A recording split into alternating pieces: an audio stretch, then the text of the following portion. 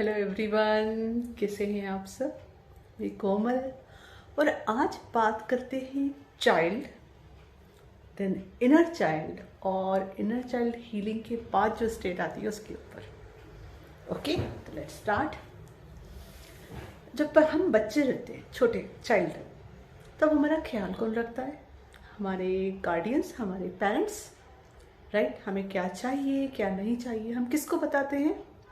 हमारे पेरेंट्स को बताते हैं। हमारे सेफ्टी के लिए हम किसकी तरफ देखते हैं? तब हमारे पेरेंट्स की तरफ देखते हैं।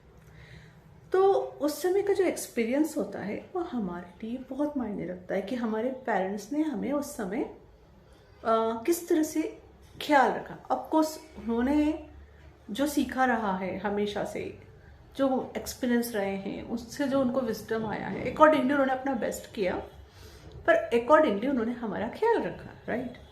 तो उस दौरान आपको क्या नर्चरिंग मिली? भरपूर भरपूर प्यार मिला? क्या आपकी हर छोटी बड़ी ज़रूरतें तब पूरी हुई? क्या आपने उस दौरान पूरी तरह से फील किया? ओके, क्या प्रोटेक्टेड फील किया? उस दौरान आपने कैसा फील किया? ठीक है, उस दौरान आपके क्या एक्सपीरियंसेस रहे? उस छोटे बच्चे के क्या एक्सपीरियंस रहे? उसका रिलेशन अपने पेरेंट्स के साथ कैसा था? क्या वो इजीली अपनी सारी बातें उनको बोल पाता था या नहीं? क्या उनके पेरेंट्स, मतलब उस बच्चे के पेरेंट्स, उससे कनेक्टेड रहते थे?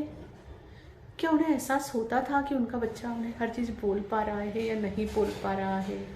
क्या उसे वो समय देते थे? और क्या उन्होंने हेल्दी बाउंड्रीज रखना सिखाई अपने बच्चे को, या उन्होंने कभी अपने बच्चे के साथ हेल्दी बाउंड्रीज रखी? ठीक है, ये सारा एक्सपीरियंस काउंट करता है, बहुत काउंट करता है उस बच्चे के लिए। और वही बच्चा जब बड़ा हो गया, ठीक है, तो उसका अंदर जो चाइल्डहुड एक्सपीरियंस रहा, जिसे हम कहेंगे इनर चाइल्ड है जिसके अंदर, उसके लिए हर चीज़ मैटर करती है। अब यहाँ पे उसका इनर चाइल्ड वुंड कैसे आया? उस दौरान जो उसके अनुभव रहे, जहाँ जहाँ उसे नहीं सुना गया, जहाँ जहाँ उसे नर्चरिंग नहीं मिली, जहाँ जहाँ उसने रिजेक्टेड फील किया, ठीक है, तो उसके उस हिसाब से जितने वुंड्स बन गए, जितने हर्ट रह गए, ठीक है, बड़े होते होते उसने उनको दबाना सीख लिया और वो हील नहीं हुए, ठीक है। तो उन्हें हम कहते हैं इनर चाइल्ड वुंड। ओके, तो उन्हें हील करना सबसे पहले ज़रूरी होता है, स्पेशली वहाँ से जहाँ से शुरू हुए हैं। इन द सेंस कि आपको अगर आपका कोई दर्द बार बार आ रहा है और आपको उसको याद करने पे जो सबसे पहला एक्सपीरियंस याद आता है ना, आपको उस सीन को जाके हील करना है। अब हमारे लिए अभी कौन है हमारे पेरेंट? हम खुद बने, ठीक है। हमारे अंदर के बच्चे के लिए हमारा पेरेंट कौन है? अभी हम खुद हैं, क्योंकि अब we are adults now, right. तो हमें खुद को हमारे उस बच्चे का ख्याल रखना है, हमारे अंदर के, उसको जो जो चाहिए वो सब कुछ देना है, ओके। और हर पल आपका जो भी आपका ओल्ड सेल्फ है वो आपका इनर चाइल्ड ही रहेगा, ठीक है, क्योंकि आप बड़े हो गए, ओके। तो आज से 1 साल पहले का जो आपका वर्जन था वो भी आपके इनर चाइल्ड में ही आएगा, ठीक है। जैसे मम्मी पापा कहते हैं ना, एक डायलॉग रहता है, मैं अक्सर अपनी बेटी को कहती हूँ कि तो 100 साल की हो गई तो भी तो मेरे लिए बच्ची रहेगी। तो सेम चीज़, क्योंकि तुम मुझसे बड़ी नहीं हो सकती, ओके। तो वो चीज़ खुद पे भी अप्लाई होती है। जैसे जैसे हम बड़े हो रहे हैं तो जो हमारा ओल्ड वर्जन है वो तो उस एज में नहीं आया ना, तो हमेशा इनर चाइल्ड ही कहलाएगा। तो उसकी हर ज़रूरत को पूरे करने की जवाबदारी आपकी है, अपने अंदर के उस इनर चाइल्ड को हील करने की जवाबदारी आपकी है। और ब्यूटीफुल थिंग ये है, जैसे जैसे आप उसको हील करोगे, शुरुआत आपके बचपन से ही होगी हमेशा। I am telling you, this is a truth. अगर आप रेडी हो गए, उस स्टेट में आ गए हो कि अपने बचपन को देख सको, तो वहाँ से शुरू कर दो। वहाँ उसको जो जो नहीं मिला वो आपको देना है। और आपका सोर्स कौन है? गॉड। सबके ट्रूली मदर और फादर कौन है? आपके पेरेंट्स के भी गॉड। तो वहाँ गॉड से कनेक्शन फील करना, कहाँ फील करोगे? अपने हार्ट में फील करोगे। तो वहाँ उस प्यार को महसूस करना और अपने उस चाइल्ड को हील करना इनर चाइल्ड हीलिंग कहलाता है।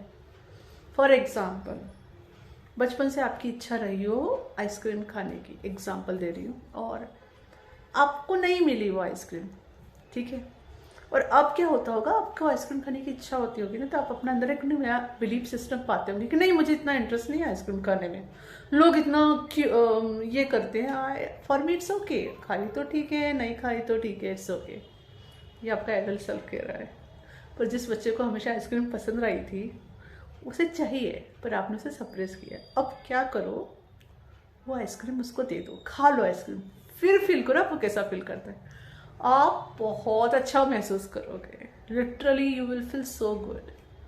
कोई बड़ी बात नहीं कि आपको रोना भी आ जाए। क्यों? क्योंकि आपको चाहिए थी, पर आपने यह सीख लिया था एज अ एडल्ट कि आपको उसको देने की ज़रूरत नहीं है। ओके, तो इस तरह छोटी छोटी सी चीज़ों से शुरू करो। अपने आप को चॉकलेट गिफ्ट करो, अपने आप को रोज़ गिफ्ट करो।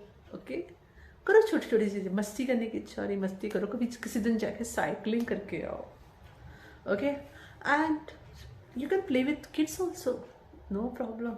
ओके, छोटी छोटी चीज़ें शुरू करो, तो इससे ना आप अपने अंदर के बच्चे से कनेक्ट होगे। फिर आपके सरफेस पे आएंगी वो चीज़ें जो आपको हील करने की ज़रूरत है। और इसकी शुरुआत आप एक और तरीके से कर सकते हो। बच्चों को खेलते हुए देखो, या बच्चों को खेलते हुए देखते समय आपके अंदर क्या भावनाएं आती है वो देखो, वो भी आपको बहुत कनेक्ट फील करेगी।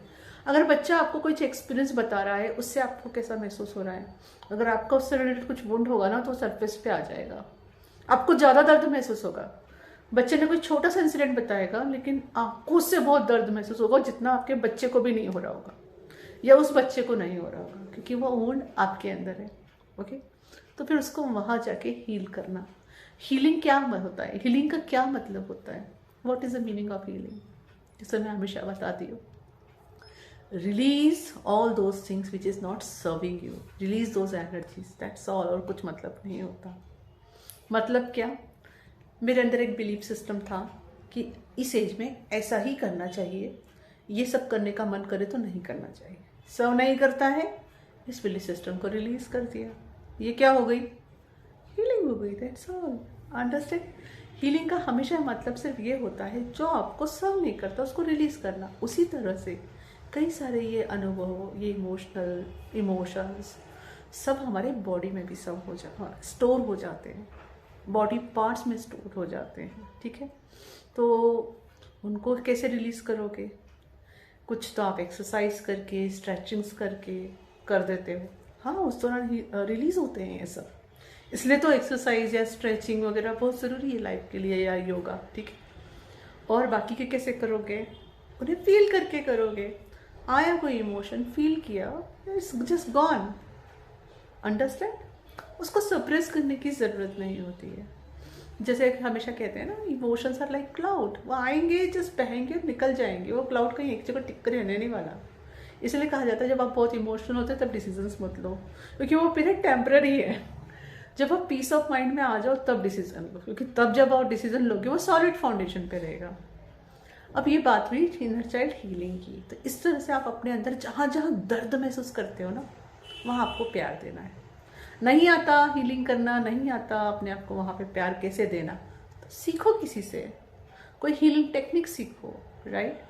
और आपने वो मूवी देखी 3 इडियट, उसमें एक कैरेक्टर ऐसा दिखाया था जो सुसाइड करने की कोशिश करता है, जंप कर जाता है, एंड फिर वो ठीक होता है, एंड फिर वो इंटरव्यू के लिए जाता है व्हील चेयर पे। एंड वहाँ पे उसे इंटरव्यू में पूछते हैं कि आप ये करोगे क्या, वो करोगे क्या, तो वो हाँ में हाँ नहीं मिलाता, अपने टर्म्स रखता है। तो वो इंटरव्यूअर बहुत सरप्राइज होता है, बोलता है अच्छा, पाने के लिए तो हर कोई हमारे हाँ में हाँ कर ही देता है, तुम किस मिट्टी के बने हो भाई, तो कितनी सैलरी लोगे? तो वो जवाब भी देता है कि इतनी हड्डियां तोड़ा के, मतलब उसने इतना सारा इनर चाइल्ड वुंड से गुजर के उसको हील करके बोले, मैंने इतना तो सीख ही लिया है कि मैं अपनी ज़िंदगी के साथ कुछ ना कुछ कर लूँगा, तो वहाँ पे वो अपना सेल्फ रिस्पेक्ट और डिग्निटी को नहीं छोड़ता है। उसे मालूम होता है कि मैं अपनी सेल्फ रिस्पेक्ट और डिग्निटी को रखते हुए मेरी ज़िंदगी में मैं कुछ कर ही जाऊँगा अच्छा, ठीक है। तो यहाँ क्या स्टेट आती है, जब अपने इनर चाइल्ड हील होते जाता है ना, तो आपको ये नहीं लगता कि आप कुछ कर जाओगे। आपका कॉन्फिडेंस और सेल्फ स्टीम बाकायदा हाई होता है। गॉड का सपोर्ट आपको महसूस होता है लिटरली अंदर से, एंड यू फील कि हाँ, विथ फुल डिग्निटी आप आपकी ज़िंदगी में बस अब अच्छा करते ही जाओगे। ओके। और उस समय अगर कोई पर्सन ऐसा आए ना जो कहे कि भैया ले मैं तेरे को बहुत सारा प्यार देता हूँ और साथ में 100 गाली देता हूँ, तो आप उसे बोलोगे जय राम जी की सामने दरवाजा ही आप जा सकते हैं। लिटरली यह सेल्फ स्टीम और कॉन्फिडेंस आ जाता है कि आपको नो बोलना बहुत अच्छे से आ जाता है कि किसको यस बोलना है और किसको नो बोलना है। फिर आपको छोटी मोटी टेम्पटेशंस ना मायने नहीं रखती। जो कहते हैं ना all the golds are not glitter, तो आप उस ग्लिटर की तरफ जाते ही नहीं, क्योंकि आपके अंदर की गोल्ड की शाइन बढ़ जाती है। तो इस छोटी सी इंफॉर्मेशन आपके लिए, I hope it will help you. Thank you. हरि ओम तत्सत।